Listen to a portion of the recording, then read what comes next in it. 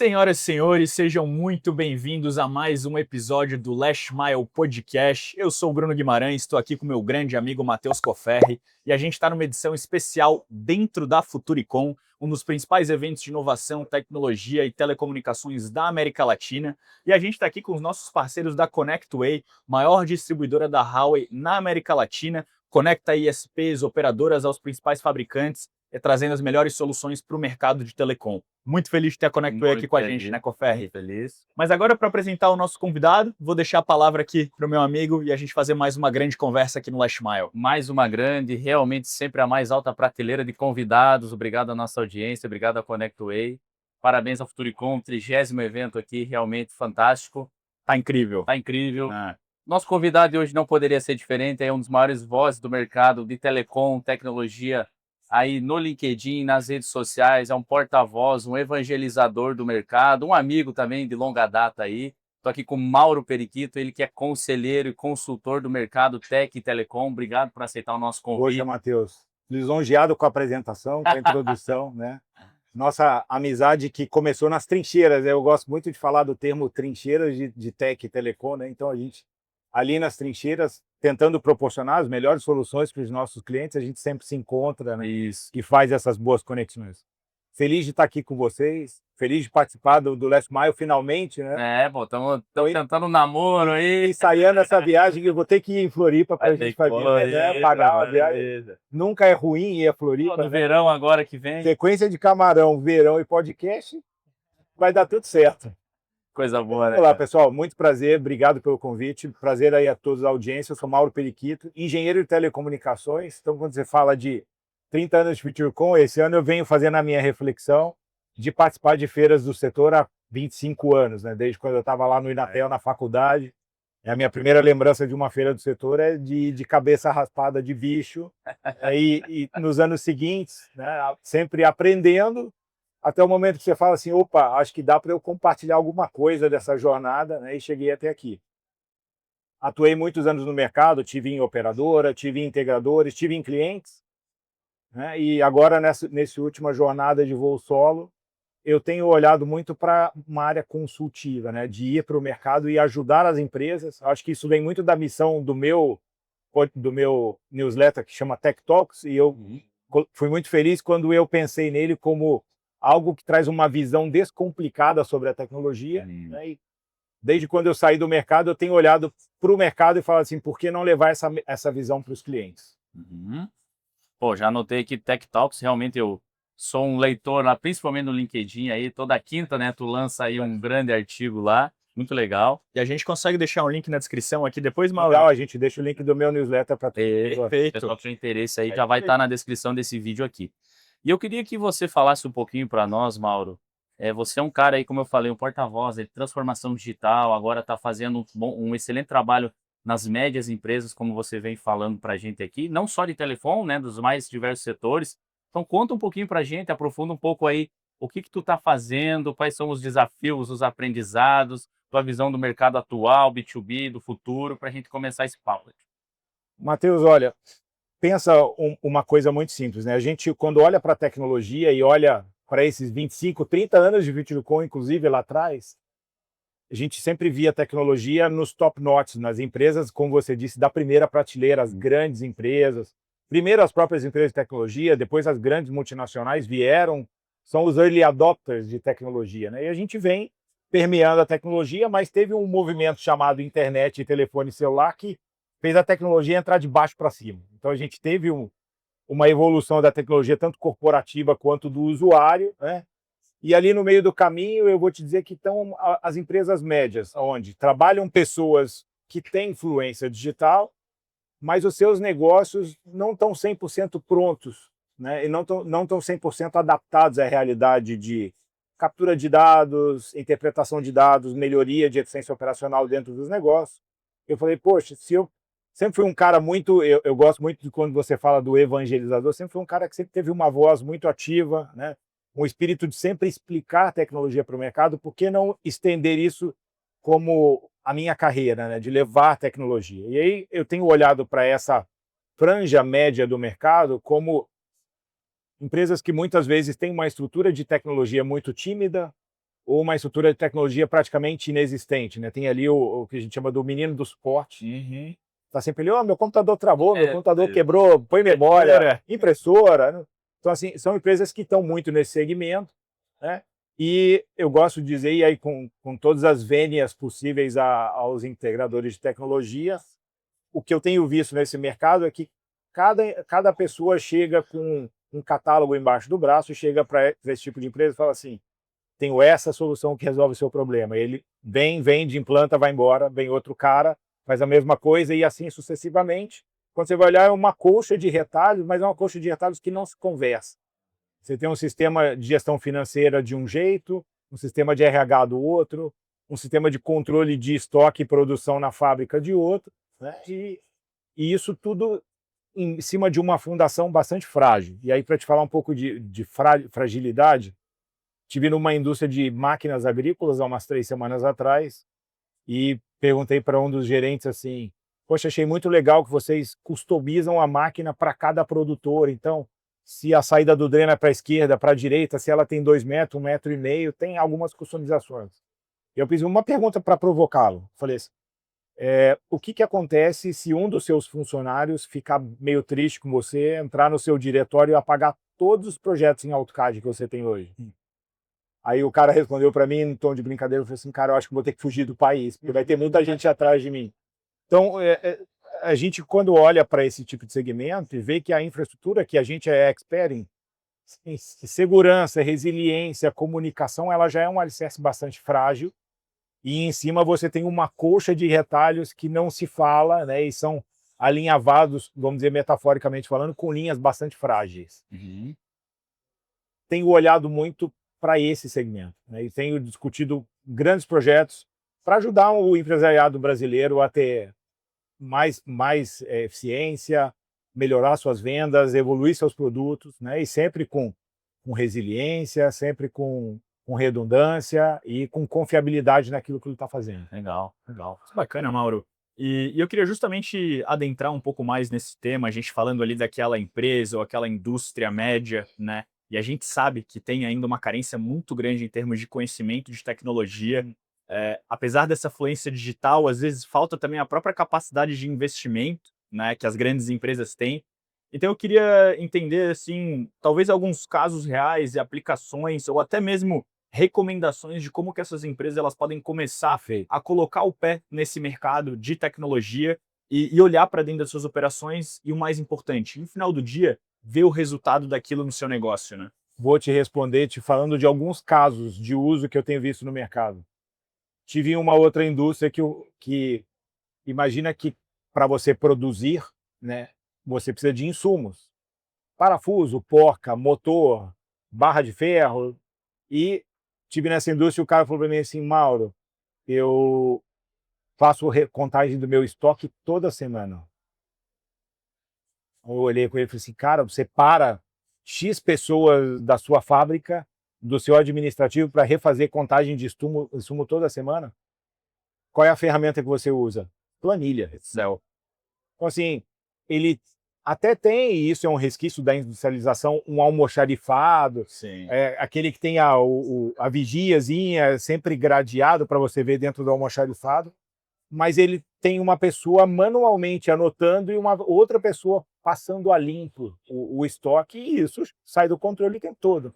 Então ele não sabe quanto chega, quanto sai, quando é o momento bom de comprar, né? Se a cotação de alguma coisa abaixou, ele pode comprar num preço melhor, ele tem espaço para armazenar, não tem, então vê que isso a gente está falando, por exemplo, de um sistema de gestão de armazém ligado numa base de dados, num sistema de compras. A gente falou de 3 coisas que às vezes não estão se falando ou nem existem. Um outro exemplo, nessa mesma indústria que customiza máquinas, os projetos customizados entram numa série de produção e são folhas de papel, né? Então ele pega o desenho do CAD pronto e entrega para o ferramenteiro que vai operar a máquina, dobrar e cortar as chapas e colocar os insumos, o painel de automação. E aí, de repente, ele está montando a máquina e o cara de campo liga para ele e fala assim, vim refazer a vistoria aqui na fazenda onde vai ficar a máquina, e não é 2 metros de largura, é 1,98 m. A produção para aquela máquina, para as que vêm na sequência, sobe o projeto para a engenharia, o cara refaz o projeto, ele tem, não é simplesmente cortar 2 centímetros, ele refaz algumas coisas, imprime as cópias do projeto Meu Deus. e devolve o papel para a linha de produção andar. E nisso, para a linha de produção não andar, ele tem que empurrar uma máquina, às vezes, de 1 tonelada de lado, colocar outra máquina na linha, tocar, e depois o momento certo de puxar essa máquina de volta. E a gente está falando num sistema que, se eu tivesse, por exemplo, um Wi-Fi na fábrica, tablets, que eu conseguisse do diretório já trazer esses desenhos de maneira automática, não tem nenhuma revolução. São coisas muito simples. Eu poderia diminuir esse tempo, né, só no tempo do engenheiro ali da construção da máquina de fazer a alteração. Então, esse tempo de parada ia existir, porque foi detectado um problema em campo. Mas ele ia ser muito menor, porque a reorganização dentro da fábrica seria mais dinâmica. Claro, umas coisas assim que você falou, não está inventando a roda. Não, e a gente falou aqui, Matheus, de storage, de backup, Exato. de Wi-Fi. firewall, de Wi-Fi, de rede, de tablet. A gente não falou de nada disruptivo, não. Nem sequer tocamos nas letrinhas mágicas IA de inteligência artificial.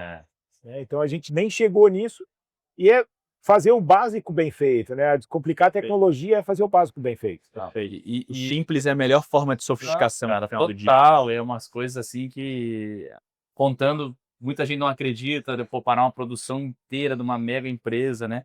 E eu já queria pegar um gancho, antes da gente começar a falar de IA também. Você que é um consultor, agora está à frente dessas empresas, imagino que tu visita várias empresas de vários setores. Como que está a aceitação ou a resistência para essa transformação digital hoje? Você que está imerso lá dentro, falando com o diretor do TI, gerente de TI, enfim, esse rapazinho da impressora. Sim. Como é que tá? O pessoal tá com a cabeça aberta, tá ainda meio, não, isso é besteira, isso aí não vai pegar? Isso depende muito da realidade de cada um, Matheus, mas a barreira cultural é muito grande. Imagina essas indústrias normalmente são indústrias de donos, onde o dono ainda participa, na maioria das vezes, ativamente. E ele é um industrial, ele criou uma fábrica que criou um setor administrativo que precisou de meia dúzia de computador, ele contratou o menino do TI, né? E aí, um sistema aqui, outro ali. Então, esse cara tem uma cabeça muito de industrial. Quando a demanda aperta, e aí tem alguns cenários, né? Quando a demanda aperta e ele não consegue entregar, ele tenta buscar uma solução. E às vezes ele começa a entender já que a solução dele não está em montar uma linha de produção, a solução dele não está em aumentar o estoque ou aumentar pessoas, é revisar os processos. Então, o que eu tenho me proposto com alguns sócios é revisar o processo produtivo, encontrar as oportunidades de digitalização e até de automação para que a gente chegue lá. Então, para essas pessoas que têm uma demanda reprimida ou querem subir um próximo degrau no seu negócio, isso tem sido muito bem aceito. Mas a gente tem, e eu te diria que a maioria das pessoas não tem essa visão. Para ele, a indústria daquele jeito está bom, o armazém logístico daquele jeito funciona bem. E ele fala assim, não, para mim, eu vou visitar, ele fala, Periquito, muito legal, mas isso é muito avançado para mim. Isso é muita tecnologia, botar um Wi-Fi e um tablet para puxar um projeto é muita tecnologia. Assim, o que eu tenho tentado conversar com eles é o custo de não fazer. É muito nessa linha que eu tenho abordado. Se você não fizer, se você não proteger, o que vai acontecer amanhã? Isso tem sensibilizado boa parte deles, mas sempre tem os mais resistentes. Mais cabeça dura aí, legal, de entender como que tá dentro, né? E é mais difícil, né, trabalhar na prevenção, tomar a vitamina. O pessoal prefere esperar dar o problema e depois tomar o medicamento e tomar o remédio, né? E aí eles esquecem aquilo que a gente sempre discute. Lead time de equipamento, desenho de solução, implantação. Então, tudo isso leva um tempo se a gente não começar a pensar agora. E, Mauro, eu queria te questionar, né, considerando que aqui no Last Mile a gente tem uma audiência muito forte do setor de telecom, integradores também. A gente sabe que hoje o B2B é um dos grandes temas do mercado de telecom. Todas as empresas, ou pelo menos aquelas mais maduras, estão querendo entrar nesse mercado, estão descobrindo que é um bicho bem diferente daquele de vender link, de vender simplesmente aquela conectividade. Como que o provedor, o ISP, a operadora consegue hoje, será que ela consegue enxergar esse contexto como um todo, criar uma área de produto que tenha um foco e uma centralidade no cliente para poder trazer essas soluções, como que tu visualiza, o que tu traz também de recomendação para telecom olhando para o mercado B2B? Eu vou te dizer assim, aqui uma estimativa que eu fiz, que nessa brincadeira de médias, a gente está falando de 20 mil empresas. Então, nem se a gente fechar a Futurecom agora e eu botar o microfone, galera, vou contratar todo mundo, a gente vai atender as médias do Brasil inteiro, ninguém sai daqui antes de eu assinar a carteira de vocês. Nem se a gente fizer isso, a gente vai conseguir atender todo mundo. E os cerca de 8 mil ISPs, eu estou com um número na cabeça. Tem 8 mil com outorga, né? Enfim. Então, vamos pensar aí nessas nesses milhares de provedores que precisam se reinventar. O Matheus tem falado muito disso no LinkedIn, eu gosto muito de entender o conteúdo, e para mim, eu acho que a chave está em mudar a oferta de serviço. Conectividade é commodity, todo mundo oferta. Aqui em São Paulo, no meu apartamento, eu tenho 6 provedores diferentes me ofertando conectividade. Por que eu estou com A ou com B? Pode ser preço, pode ser qualidade, pode ser serviço, pode ser interrupção. Mas no interior o funil é bem mais apertado do que aqui. E eu tenho olhado para os provedores e tenho pensado por que não eles serem um one-stop shop de tecnologia nos seus municípios. O cara que vai ter um olhar para fazer, se ele já vem com a conectividade, imagina uma indústria, o cara simplesmente estendeu um barramento da conectividade dentro da indústria dele, conectou até o setor produtivo, que é estratégico para ele, não tinha que estar exposto na internet. Por que ele não chega para esse cara e fala assim, ô cliente, vamos segregar a sua rede, vamos colocar um Wi-Fi corporativo, o outro Wi-Fi para sua fábrica, colocar uma política de antivírus para você, vamos colocar um sistema que te ajude a captar leads, um sistema que te ajude a fazer a gestão financeira. Sim, os grandes integradores que a gente conhece, tanto os de telecom quanto de tecnologia, não vão chegar em todos os 5.500 municípios. Perfeito. Essas empresas têm presença, têm equipes de instalação que podem fazer toda essa parte de setup dos equipamentos. A gente tem portfólio no mercado para esse segmento enterprise, equipamentos de dimensões muito menores do que a gente está acostumado em telecom. Então, por que não a gente evoluir para esses one-stop shops de tecnologia?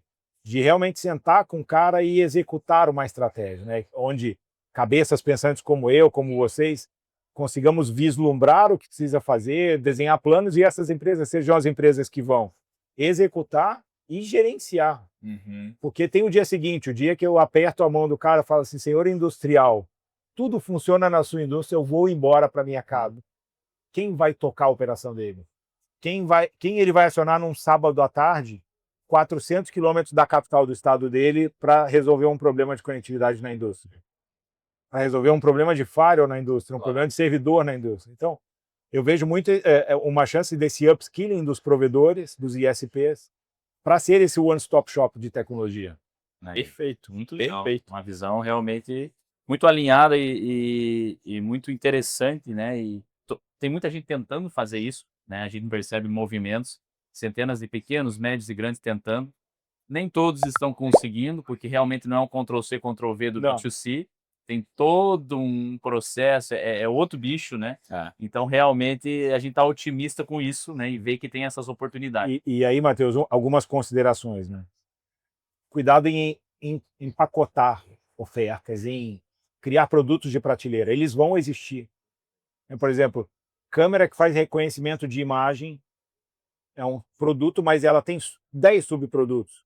Ela pode estar no semáforo interpretando o trânsito, ela pode estar dentro de uma fábrica olhando se as pessoas estão no lugar certo, ela pode estar fazendo vigilância patrimonial, ela pode estar testando a qualidade de uma peça, mas ela é uma câmera. Então, assim, você empacotar essas coisas pode ser ruim. Outra coisa que eu acho que a gente tem que ter nesse tipo de mercado é colaboração. Então, nem a Futurecom inteira CLT do Mauro Periquito vai resolver o problema, mas os diversos atores juntos vão resolver. São os provedores de tecnologia, e eu falo tanto os hyperscalers quanto os nossos colegas aqui que provêm os equipamentos para a gente colocar, os ISPs como braços para que a gente execute essa estratégia e mantenha ela no primeiro dia da operação, e pessoas e empresas que têm a minha cabeça de um olhar crítico sobre o negócio, trazer a tecnologia, fazer as adaptações, né, e desenhar esse plano para a gente executar. Então, vê que é uma cadeia onde todo mundo pode contribuir um pouco. Legal. Não, show de bola, muito, muito feliz em ouvir isso, né? Entender que realmente essas são as oportunidades. Eu quero pegar um gancho também, a gente falou um pouquinho antes sobre IA, né? Você comentou de um framework de IA. Eu acho que IA também está na moda, muita gente falando, muitas aplicações surgindo, startup disso, daquilo. Mas de fato, na prática lá, o que que tu enxerga de oportunidades para IA? Já estão trabalhando com alguma coisa dentro dessas indústrias, desses mercados mais perenes, mais antigos? Como é que está sendo revolucionar esse pessoal com a IA aí? Matheus, tá todo mundo usando IA e a gente não precisa aqui dizer se é 98%, 95%, 92%. Vamos generalizar. Tá todo mundo usando IA. Só que será que a gente está usando IA da maneira correta? Por exemplo, para te dar um exemplo, eu tenho uma planilha de controle de estoque. Se a gente não der uma solução para aquele cara que controla o estoque, uma hora ele vai ter uma ideia, um vizinho, um amigo vai falar para ele assim: se eu falar no chat GPT, aí bota a sua planilha lá que ele vai te entregar um planejamento. O que acontece a hora que a gente faz isso? Os dados daquela planilha viram informação de treinamento da inteligência artificial. Todas as IAs fazem isso? Não, mas a gente tem que configurar, tem que pagar, tem que comprar, né, um motor de inteligência artificial generativa para colocar dentro da empresa, se certificar que aquele projeto ele é estruturado, tem cibersegurança, tem um treinamento adequado para a gente não ter nenhum viés, Uhum. viés que sejam discriminatórios ou até de produção. Né? Imagina se a IA falar para a gente que só pode ser parafuso de 3/8 e não de meia. E os dois funcionam, mas ela botou um viés na cabeça dela que é o de 3/8, o de meia não funciona. Então, são projetos que a gente tem que notar de maneira responsável. Projetos onde a gente tem que olhar para a IA e extrair dela o melhor resultado possível. Por exemplo, semana passada eu soube de um dado que estão dizendo que 2% das iniciativas de IA nas empresas estão gerando o resultado esperado. 2%. Olha só. Cara, se isso é verdade, eu não estou aqui para fazer juízo, a gente tem um problema muito grande. Então, para mim, usar IA nas empresas passa por disponibilizar IA de maneira oficial para que você não tenha o Shadow AI, igual a gente tem o Shadow IT, você ir buscar o seu modo, porque hoje eu posso pegar, bloqueei o computador do cara, ele vai mandar a planilha para o celular, ele cola no chat GPT dele, no Claude, no Copilot, no celular e faz o que ele quiser. A gente não tem como frear tudo isso, né? A não ser dando ferramenta. E um outro lado disso, desmistificar, antes de falar do segundo lado, desmistificar que IA vai substituir as pessoas. A gente precisa cada vez mais falar, e é minha função, sua função e de todo mundo que fala para o mercado que a IA está aí para expandir as nossas capacidades. Para assumir algumas tarefas que a gente levaria muito tempo, que são tarefas com pouca inteligência, tarefas repetitivas, para que a gente tenha mais tempo de tocar o estratégico. Desmistificando isso, a gente tem um outro pilar muito grande da parte de IA responsável, que é a educação. Então, ensinar para as pessoas por que não usar o ChatGPT, quando usar a IA da empresa, quais são as melhores maneiras de se comunicar para que você também não crie involuntariamente um viés como esse do parafuso. E o último pilar dessa tríade de inteligência artificial, a gente falar de dados. E aí volta no que a gente estava falando de indústria. Coletar os dados de maneira adequada, tratar os dados, armazenar apenas o necessário, porque a IA, se a gente colocar, falando em inglês, né, garbage in, é garbage out. Coloquei coisa ruim, sai coisa ruim. Então eu tenho que cuidar desse meu entorno para que a gente alimente a IA com informações que realmente vão fazer diferença na hora do output, daquela pergunta difícil que a gente vai fazer para fazer uma análise. Perfeito. Muito, muito alinhado, né? Muito bom.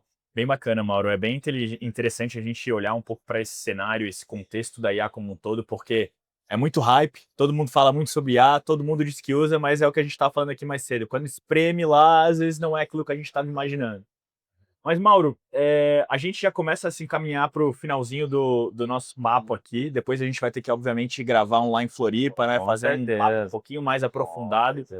Mas eu queria saber se tem algum outro tema que gostaria de abordar, de novas tecnologias, deixar algum recado, alguma mensagem aí para os nossos ouvintes, para a gente depois poder também fazer o nosso fechamento. Legal. Acho que a gente conseguiu cobrir bastante do que a gente falou, né? Eu vou usar essa minha fala final para parabenizar vocês. Eu converso com muitos amigos e uso sempre o exemplo de vocês. Falo do Last Mile muito no que a gente falou aqui, de não inventar algo novo. Last Mile é mais um podcast, mas o Last Mile é um podcast que encontrou uma oportunidade que o mercado não estava vendo.